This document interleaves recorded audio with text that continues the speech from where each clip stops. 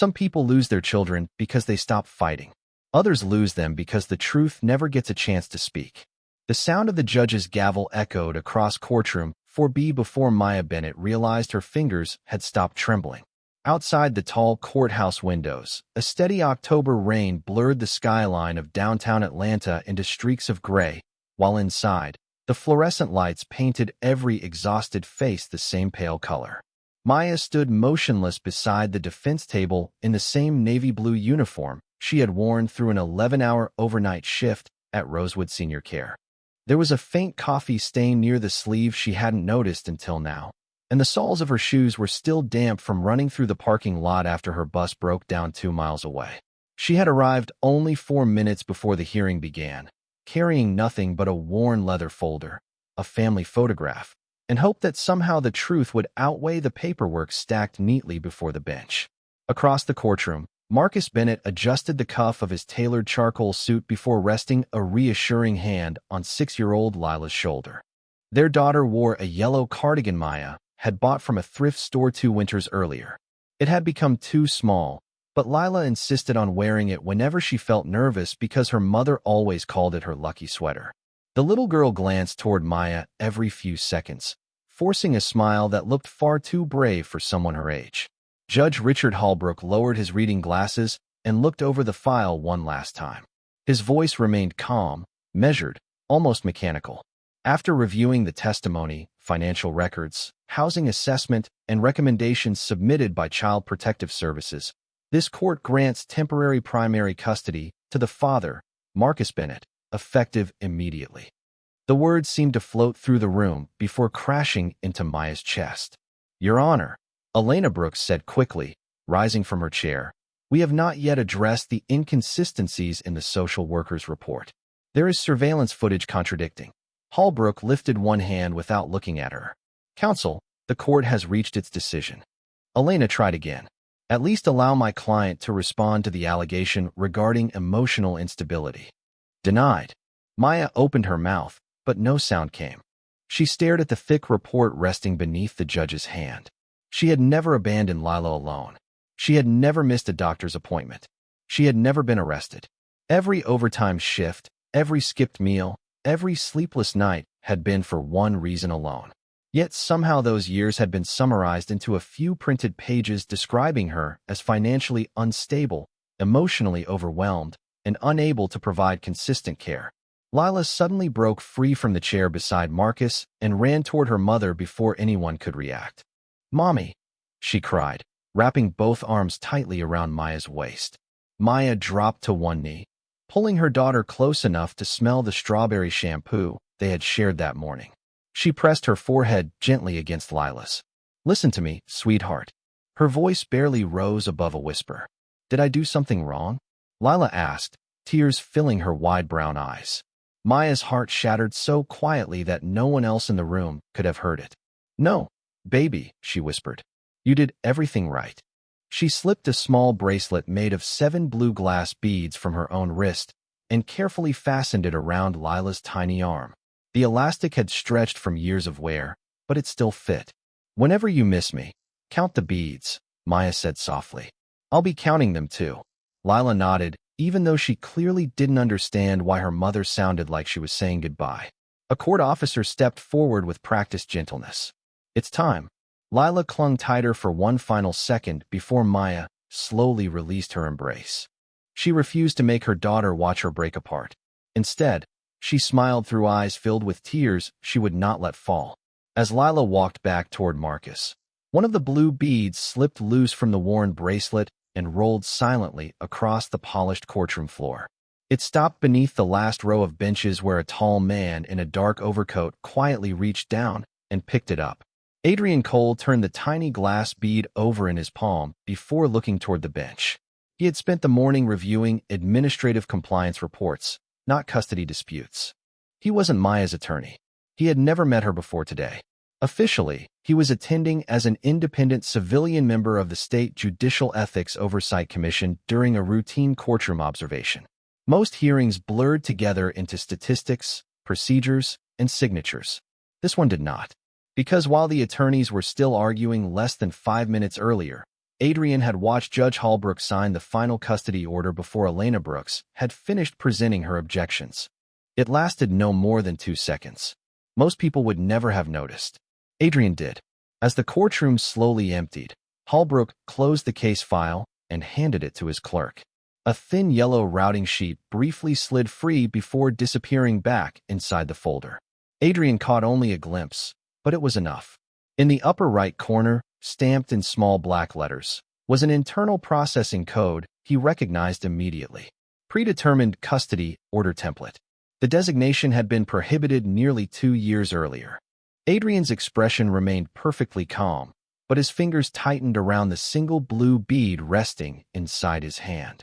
Then the courtroom clerk leaned closer to him and spoke so quietly that no one else could hear. "Mr. Cole," she whispered, her voice suddenly uneasy, "you weren't supposed to see this case." The courthouse doors closed behind Maya Bennett with a heavy metallic thud that sounded far louder than the traffic rushing through downtown Atlanta. The October rain had softened into a steady drizzle, coating the granite steps with a thin layer of water that reflected the gray afternoon sky. She stood there for several seconds without moving, clutching the worn leather folder against her chest, even though every document inside suddenly felt meaningless. Just 30 minutes earlier, she had entered the building believing that if she simply told the truth, everything would be all right. Now the truth was still hers, but her daughter was gone. Elena Brooks hurried down the courthouse steps, balancing a briefcase beneath one arm while searching through her phone with the other. "Maya," she called gently. "Please wait."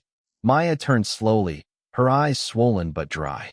She had promised herself long ago that she would never cry in front of people who had already decided she was weak. Elena finally caught up, breathing harder than she wanted to admit. "We are not finished," she said firmly. "The judge granted temporary custody. Temporary does not mean permanent." Maya looked toward the parking lot where Marcus was carefully helping Lila into the back seat of his sport utility vehicle. Even from that distance, she could see her daughter pressing one small hand against the window, searching for her mother until the vehicle disappeared into traffic. Only then did Maya whisper, "She thinks I let her go." Elena shook her head. "No, she knows you fought for her." Maya lowered her eyes to her empty wrist where the blue bracelet had rested every day for nearly 7 years. "Children remember what they see, Elena. Today she saw me lose." Elena reached into her briefcase and removed a legal pad already covered with handwritten notes. "Listen carefully. We have exactly 72 hours to file an emergency motion requesting judicial review. If we miss that deadline, Marcus can ask the court to extend today's order into a long-term custody arrangement. We cannot let that happen." Maya nodded slowly. Deadlines she understood. Overtime schedules, rent due dates, medication reminders for elderly residents. Those were problems she had solved every week for years. This was simply another clock that refused to stop ticking. "What do you need from me?" she asked quietly. Elena glanced through her notes. "Proof that the social worker's report contains factual errors. Proof of stable employment. Proof that your apartment is safe. Witness statements if possible. And if we can establish procedural mistakes during today's hearing, we have a much stronger chance." Maya almost laughed, though no sound came out. "I have $38 in my checking account." Elena looked up. "I know. My rent is due in 5 days. I know. I start another night shift in 6 hours." Elena closed the notebook. "And somehow you are still standing. That tells me everything I need to know." Maya looked away before the kindness in Elena's voice could weaken the wall she had spent years building around herself. Across town, Adrian Cole remained seated inside the now-empty courtroom while maintenance workers quietly gathered discarded paperwork and straightened the wooden chairs. The single blue glass bead rested in the center of his palm. His assistant, David Mercer, entered carrying a tablet computer. "The observation reports are ready for your signature," he said. Adrian did not answer immediately. His eyes remained fixed on the judge's bench. "David," he finally said, "search every custody ruling signed by Judge Richard Holbrook during the past 3 years." David frowned. "Specific category? Single-parent households. Cases involving financial hardship. Priority if the mother lost custody." David hesitated only a moment before typing. "Anything else?" Adrian reached into his coat pocket and placed the tiny blue bead on the table between them. "Look for this processing code." He wrote several numbers from memory onto a legal pad. David's eyebrows lifted. That template was retired almost 2 years ago. That is what concerns me. 20 minutes later, David returned much faster than expected, his expression unusually tense. I found something. Adrian accepted the tablet. A spreadsheet filled the screen. 47 custody rulings. Same template identifier. Same formatting error in paragraph 4. Same recommendation language copied almost word for word despite different families, different attorneys, and different circumstances. Adrian slowly scrolled through the list, saying nothing. David finally broke the silence. Statistically, that should not happen. Adrian looked back toward the judge's empty chair. No, he replied quietly. It should not. At that same moment, Maya climbed aboard a nearly empty city bus heading toward the south side of Atlanta. She chose the last seat beside the window and rested her forehead against the cool glass as rain traced uneven lines across the city outside. Her phone vibrated softly. One new message. Unknown number. She hesitated before opening it. There was no greeting, no explanation, only a single sentence. Your case file was edited 11 minutes before the hearing even began. Maya Bennett read the anonymous message 3 times before locking her phone and slipping it into the pocket of her uniform. The city bus rumbled through wet Atlanta streets while passengers stared silently out the windows, each carrying burdens invisible to everyone else. 11 minutes before the hearing.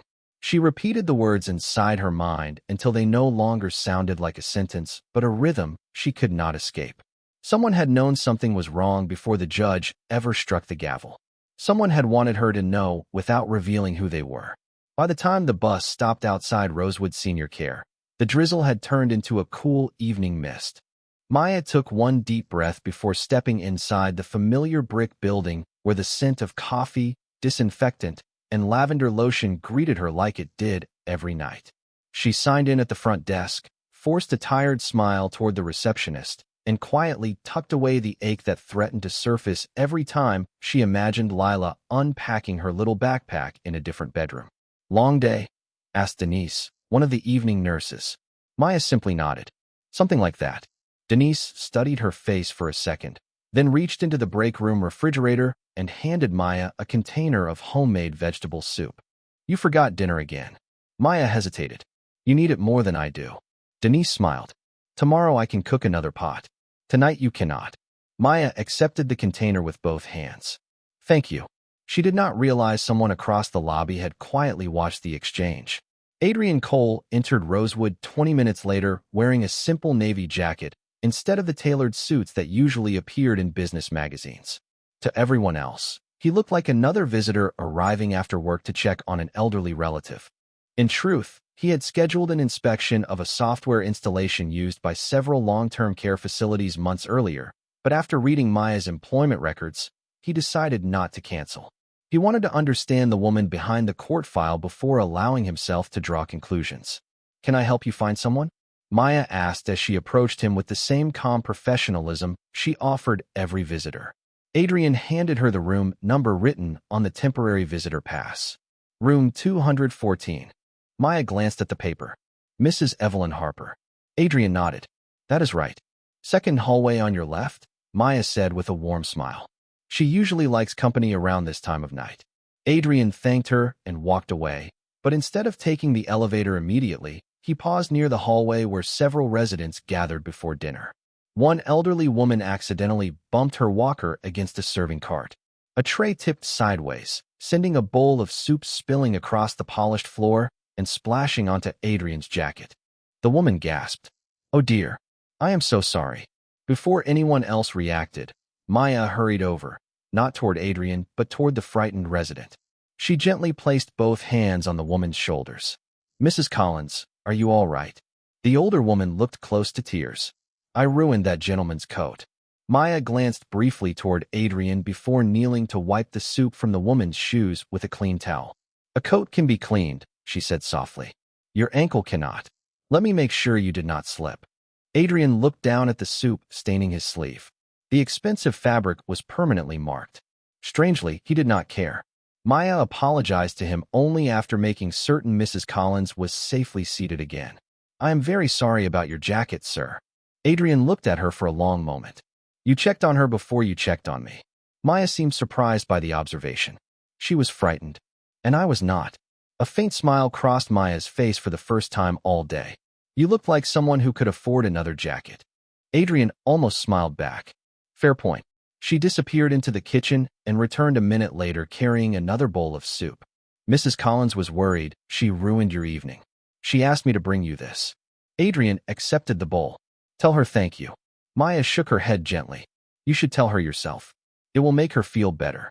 As Adrian walked toward the dining room, he noticed Maya stopping beside each resident by name, adjusting a blanket for one, opening a carton of milk for another, listening patiently to a man repeating the same story for perhaps the 5th time. Nothing about her movements suggested exhaustion, although he knew from her employment records that she had worked nearly 60 hours that week. This was not the woman described in the custody report as emotionally unstable or impatient with vulnerable people. Later that evening, David Mercer called Adrian with another update. The surveillance request came back, he said quietly through the phone. The custody case file was opened exactly 11 minutes before the hearing. The account used belongs to someone with judicial administrative clearance. Adrian stopped walking. Can you identify who? There was a brief silence before David answered. No. But whoever accessed it erased their digital signature. They knew exactly what they were doing. Ironically, the first good news Maya Bennett received arrived less than 12 hours after the worst day of her life. She stepped out of Rosewood Senior Care just after sunrise, her shoulders heavy from another overnight shift, when her phone rang. Elena Brooks did not waste a second. We found something. Maya stopped beneath the bus shelter as morning traffic filled the streets with the steady hum of commuters beginning ordinary days. Tell me. Elena's voice carried a cautious excitement she had not heard before. A convenience store security camera across from your apartment building captured the afternoon Marcus claimed you left Lila alone for nearly 2 hours. Maya closed her eyes. I never left her. I know. The video shows Mrs. Hernandez from apartment 12 walking Lila across the courtyard to her own unit while you were taking out the trash and carrying groceries upstairs. It lasted less than 4 minutes. Maya leaned against the cold metal bench. The accusation that had painted her as careless had followed her through every interview and every page of the custody report. For minutes had somehow become 2 hours. Can we use it? She asked quietly. Yes, Elena answered. It proves one statement in the report is objectively false. That alone gives us grounds to request judicial review. For the first time since leaving the courthouse, Maya allowed herself to breathe a little deeper. It was not victory, but it was something stronger than despair. It was evidence. 2 hours later, Elena filed an emergency motion with the family court, attaching the surveillance footage and requesting a hearing before the 72-hour deadline expired. As she walked out of the clerk's office, she sent Maya a single message. One step forward. Do not lose hope yet. Across the city, Adrian Cole stood inside his executive conference room overlooking Midtown Atlanta. The walls of glass reflected a skyline built by ambition, but his attention remained fixed on a series of documents spread across the polished walnut table. David Mercer placed another folder beside him. The employment evaluations from Rosewood, David said. Adrian opened the file. Every supervisor review described Maya with remarkably consistent language. Dependable, patient, calm under pressure, trusted by residents and families. One handwritten note from a resident's daughter caught his attention. Thank you for treating my mother like she still mattered. Adrian quietly set the paper aside. Compare these evaluations with the psychological summary submitted to the court. David frowned as he read both documents side by side. These do not describe the same person. Exactly. Adrian looked toward the city beyond the windows. Someone wanted the court to meet a version of Maya Bennett that never existed. Before David could respond, Adrian's office phone lit up. The caller identification displayed the name of Judge Richard Holbrook. Adrian answered calmly. Good morning, Judge. Holbrook's voice remained courteous, almost pleasant. I understand your commission has been reviewing routine administrative files. That is correct. Then I trust everything is proceeding normally. Adrian allowed a brief silence before answering. Routine reviews sometimes uncover unusual questions. Another pause followed. Questions are healthy, Holbrook replied, as long as they do not become assumptions. The line disconnected a moment later. David looked up. Was that a warning? Adrian folded the custody file closed. No. His expression remained unreadable. It was curiosity, which tells me he already knows someone is looking. Meanwhile, Maya arrived at her apartment building carrying a small bag of groceries she could barely afford. Mrs. Hernandez, the elderly neighbor who had appeared in the surveillance footage, was watering flowers outside her door. The older woman smiled warmly. "How is my favorite little artist?" Maya forced a smile. "She is staying with her father for a little while." Mrs. Hernandez's expression softened immediately. "I heard people talking yesterday. Honey, if anyone asks what happened that afternoon, I will tell them exactly what I saw." Maya blinked in surprise. "You would do that?" The older woman reached over and squeezed Maya's hand. "Your little girl spent 4 minutes helping me carry tomatoes upstairs because my arthritis was acting up. She kept saying, 'My mommy says neighbors help neighbors.' I have waited 68 years to meet a child that kind. Somebody taught her that." Maya looked toward the second-floor window where Lila usually waved every morning before school. The curtains remained perfectly still. She swallowed the lump rising in her throat. "Thank you," she whispered. Mrs. Hernandez smiled gently. "Truth has a funny way of taking the long road, sweetheart. But it usually arrives." That evening, as Maya prepared for another overnight shift, her supervisor, Karen Mitchell, stepped into the employee lounge carrying an envelope. Her face looked unusually serious. "Maya," she said softly, "Human Resources needs to see you before your shift begins." Maya felt the fragile hope she had been holding all day begin to slip through her fingers. Karen hesitated before adding the words that made her stomach tighten once again. "It is about the custody case." Karen Mitchell led Maya Bennett into the Human Resources office with the quiet caution of someone who wished the conversation could happen somewhere else. The room smelled faintly of fresh coffee and printer paper, and the late afternoon sunlight filtered through half-closed blinds, leaving narrow bands of light across the conference table. Human Resources Director Angela Price stood as Maya entered, her expression professional but noticeably uneasy. "Please have a seat," Angela said softly. Maya remained standing for a moment before lowering herself into the chair. She had learned long ago that bad news usually arrived wrapped in polite voices. Angela folded her hands together. "Maya, this conversation is not about your job performance." Maya already knew that. Every annual review had praised her reliability, patience, and compassion. None of that mattered if someone questioned whether she should be trusted around vulnerable people. Angela slid a document across the table. "Earlier today, we received a copy of the temporary custody order from your former husband's attorney." Maya stared at the courthouse seal without touching the paper. "I did not send that." "We know." Angela nodded gently. "Unfortunately, because our residents are considered a protected population, company policy requires us to review any court finding involving concerns about emotional stability or judgment." Maya finally looked up. "The report is wrong. I believe you." Angela's voice was sincere. "But the investigation has to follow procedure." Maya closed her eyes for one brief moment. Procedures, forms, policies. Every door she tried to open seemed guarded by another process that moved slower than the truth. "What happens now?" she asked quietly. Angela hesitated. "Pending review, we are placing you on administrative leave with pay for the remainder of this week. After that," she stopped before finishing the sentence. She did not need to. Maya understood. Without active employment, her custody case would become even weaker. She thanked both women with surprising calm, collected her employee identification badge, and walked out without raising her voice once. Karen followed her into the hallway. "Maya," she turned. Karen reached into her pocket and pressed a folded note into Maya's hand. "Open it after you leave." Maya nodded silently and stepped outside into the cooling evening air. She unfolded the paper only after reaching the bus stop. Inside was a handwritten list of 6 staff members willing to testify about her character if the court needed witnesses. At the bottom, Karen had written only one sentence. "We see who you are every single day." Tears finally gathered in Maya's eyes. But before they could fall, her phone rang. Elena Brooks answered before Maya could even speak. "The court accepted our emergency motion." Maya's heart lifted. "Does that mean we get another hearing?" "Not yet. It means the judge must review the new evidence." Elena paused. "There is something else." Maya gripped the phone tighter. "What?" "Marcus filed another motion this afternoon asking the court to restrict your visits to supervised locations only. He claims your emotional state after the hearing may confuse Lila. Maya looked down at the sidewalk, unable to find words. Every step she took forward seemed to create two more obstacles. Across the city, Adrian Cole sat alone inside his office long after most employees had gone home.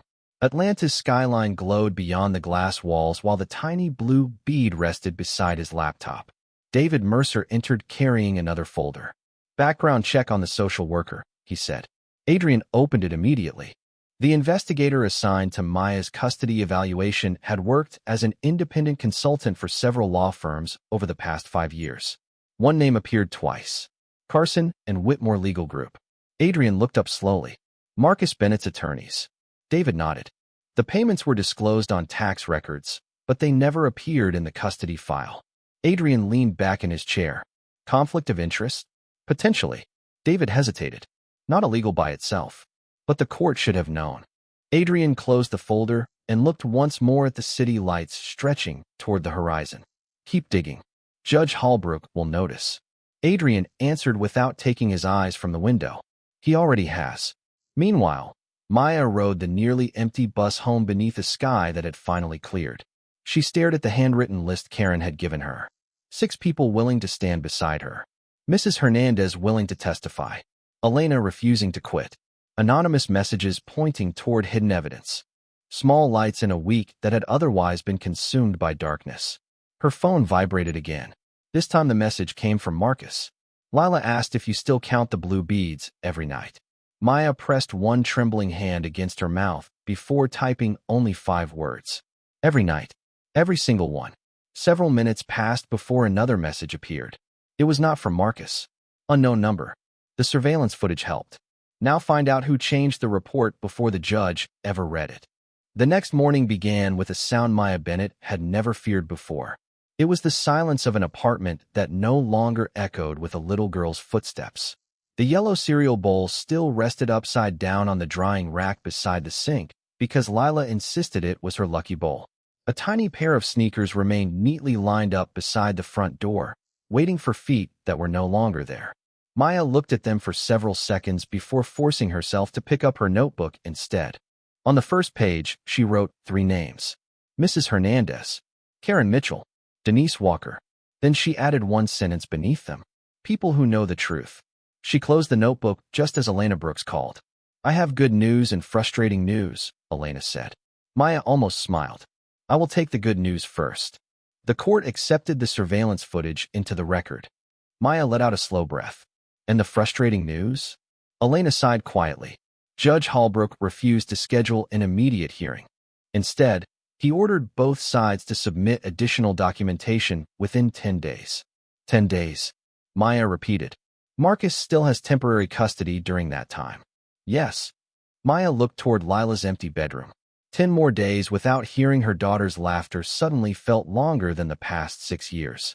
"Then we use all 10, she answered. Elena remained silent for a moment before speaking again. "There is something else you need to know. I requested the complete court file yesterday. 2 pages are missing." Maya frowned. "Missing? Not removed entirely. Replaced." Maya felt her pulse quicken. "Which pages?" "The psychological summary and the final recommendation from the custody evaluator."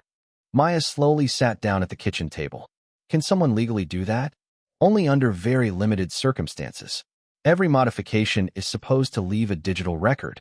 Maya remembered the anonymous message. "Your case file was edited 11 minutes before the hearing even began." She finally told Elena everything. The unknown texts.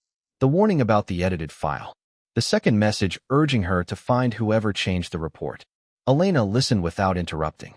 "Do you trust whoever is sending them?" she finally asked. Maya stared at the faded family photograph hanging beside the refrigerator. "I do not know. But whoever it is has not lied yet." Across Atlanta, Adrian Cole entered a secure conference room inside the Judicial Ethics Oversight Commission headquarters. 3 commissioners sat waiting around a polished oak table stacked with compliance reports. Commissioner Helen Morris adjusted her glasses before speaking. "Mr. Cole, we understand you requested expanded access to Judge Holbrook's administrative records." Adrian nodded. "I did. May we ask why?" Adrian carefully slid several documents across the table.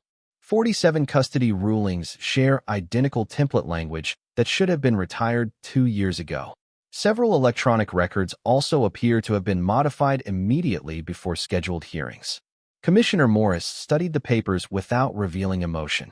Do you have evidence of misconduct? Adrian answered honestly. Not yet. Then you have statistical irregularities. Patterns become evidence when someone is willing to investigate them. The oldest commissioner folded his hands together. Be careful, Adrian. A flawed process is not automatically corruption. Adrian met his eyes calmly. No, but ignoring repeated flaws guarantees future injustice. The room fell silent. Meanwhile, Maya spent the afternoon walking from one place to another, gathering every document she could find. Employment evaluations, rent receipts, pediatric medical records, school attendance reports showing she had never missed a parent conference. Every page represented another piece of a life the court had reduced to a handful of inaccurate conclusions.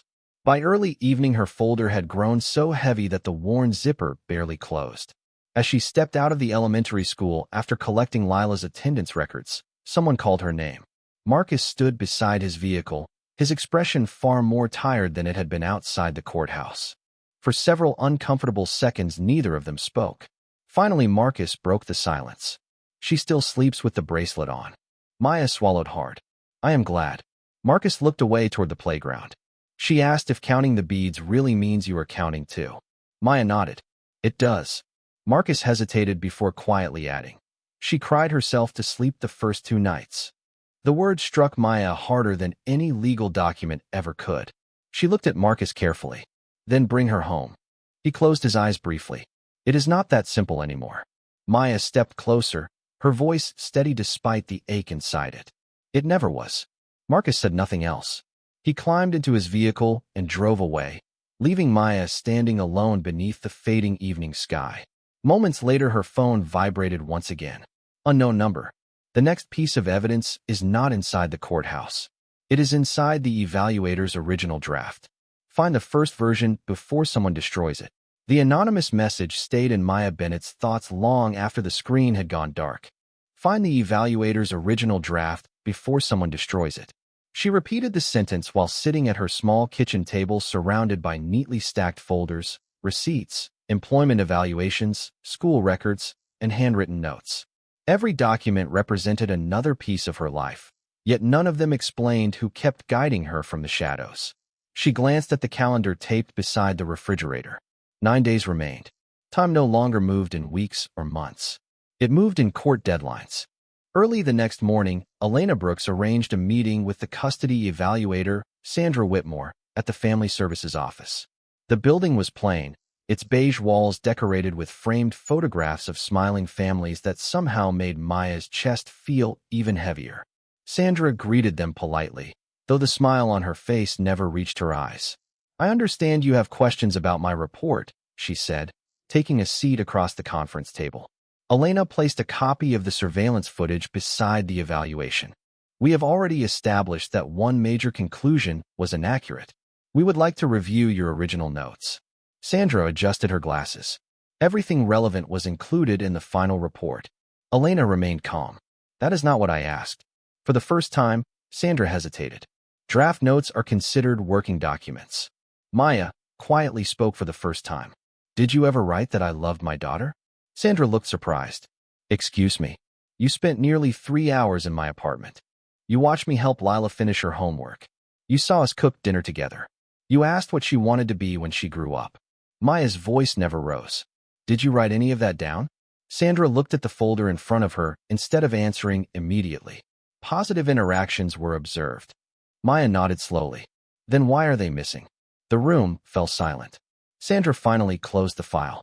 I cannot discuss internal drafting procedures. Elena leaned forward. Can you at least confirm whether the report submitted to the court was your first version? Sandra's fingers tightened around her pen. No. Maya and Elena exchanged a brief glance. It was not a confession, but it was the first crack in a wall that had seemed impossible to move. Outside the building, Elena stopped beneath the courthouse flagpole and immediately began writing notes. She admitted there was another version. Maya looked back toward the office windows. But she will never give it to us. Elena closed her notebook. Not willingly. Across town, Adrian Cole sat inside a secure records department reviewing electronic audit logs with David Mercer. Thousands of digital entries scrolled across the monitor, each recording who opened, viewed, or modified court documents. Most appeared ordinary. One did not. David pointed toward the screen. Here. Adrian leaned closer.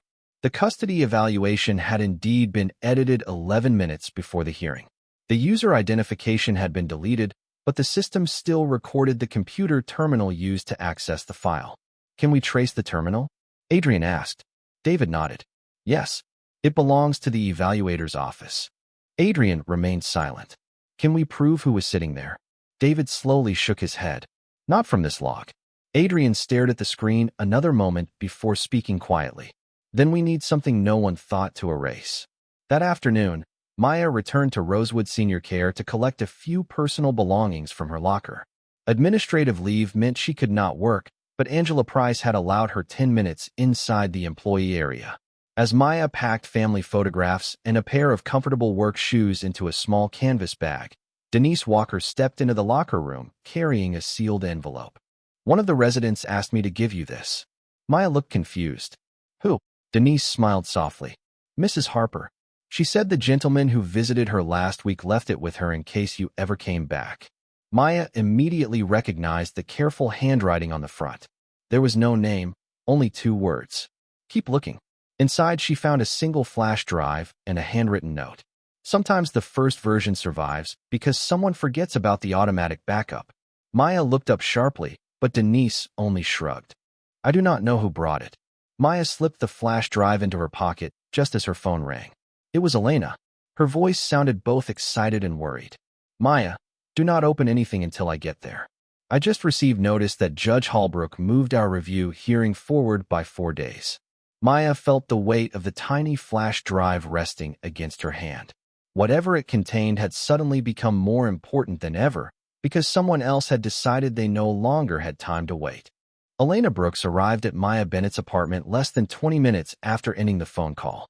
She locked the door behind her, set her laptop on the kitchen table, and carefully placed the small flash drive beside it.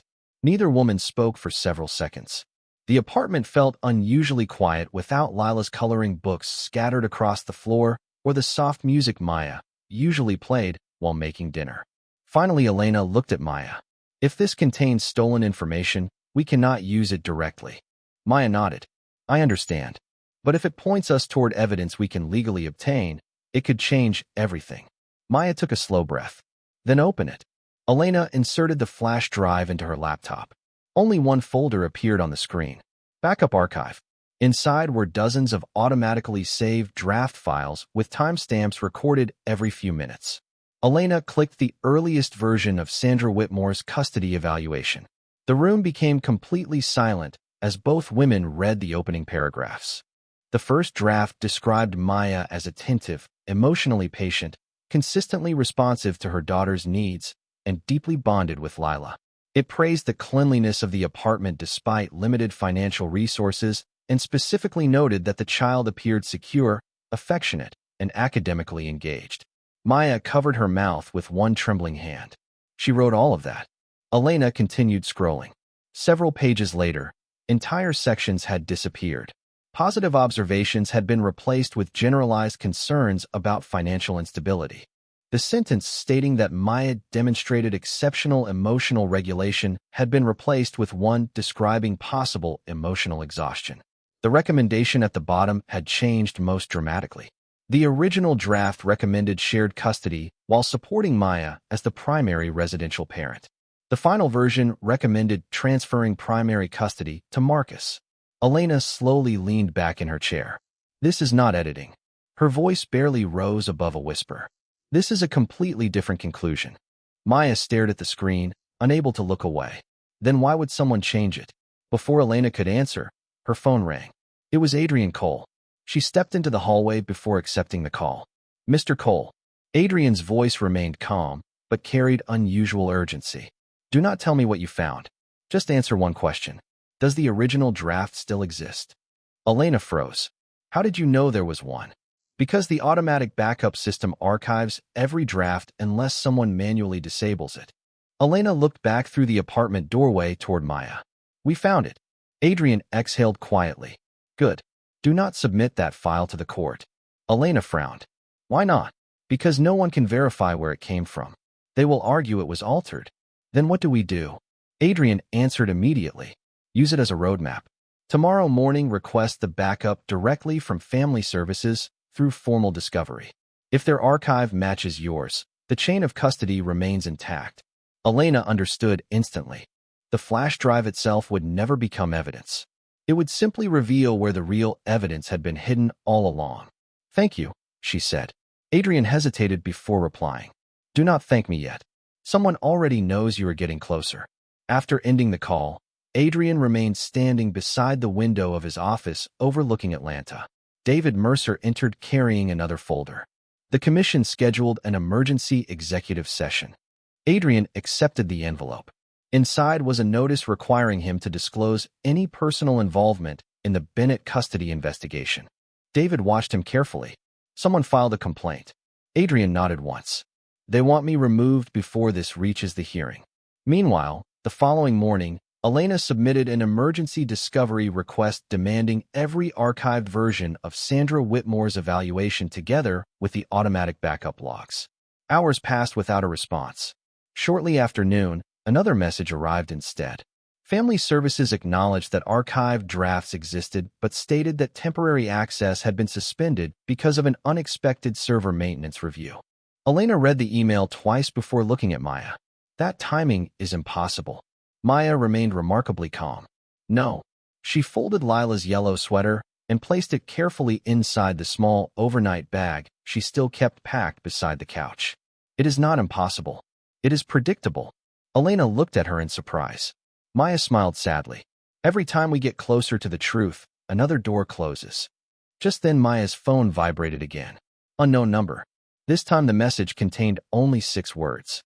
They cannot erase printed paper copies. Beneath the sentence appeared a photograph. It showed a gray filing cabinet inside Sandra Whitmore's office. One drawer was slightly open.